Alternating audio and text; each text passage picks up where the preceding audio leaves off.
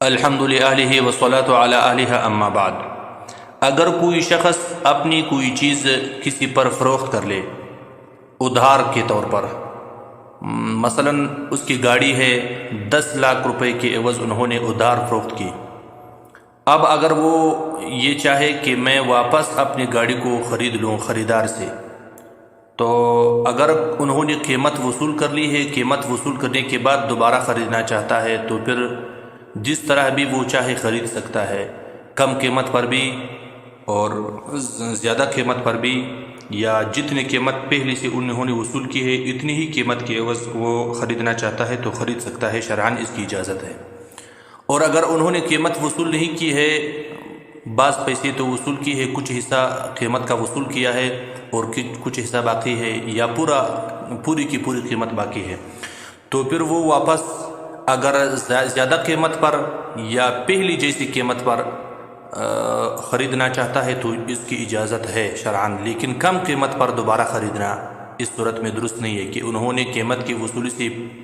پہلے واپس خریدنا چاہا تو کم قیمت پر خریدنا یہ سود ہے، یہ ناجائز ہے۔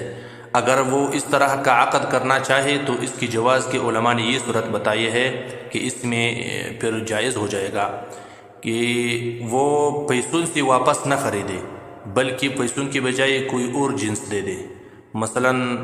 انہوں نے 10 لاکھ روپے کی عوض گاڑی فروخت کی تھی،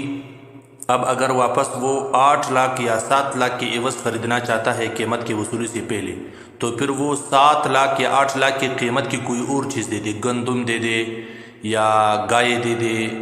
1-2 بینس دے دے مثلا، یا موٹر سائیکلوں کے ذریعے سے واپس گاڑی خرید لے،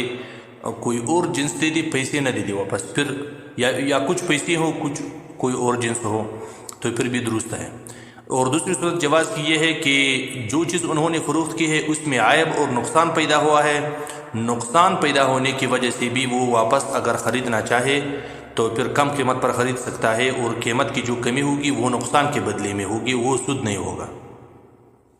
اور تیسری صورت یہ ہے کہ وہ خریدار سے کہہ دے کہ آپ اس چیز کو کسی دوسری پر فروخت کر دے، جب وہ کسی اور پر یہ چیز فروخت کر دے تو پھر یہ پہلا جو بائع ہے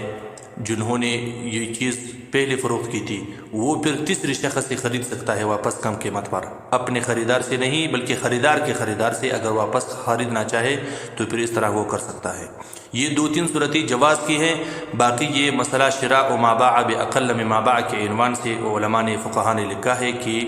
اس میں احتیاط سے کام لینا چاہیے، واپس کم قیمت پر خریدنا عام طور پر یہ سود میں ہوتا ہے۔ جواز کی یہی صورتیں ہیں، اگر کوئی اس طرح کا عقد کرنا چاہے تو جواز کے لیے علماء نے یہ 2-3 صورتیں بتائی ہیں۔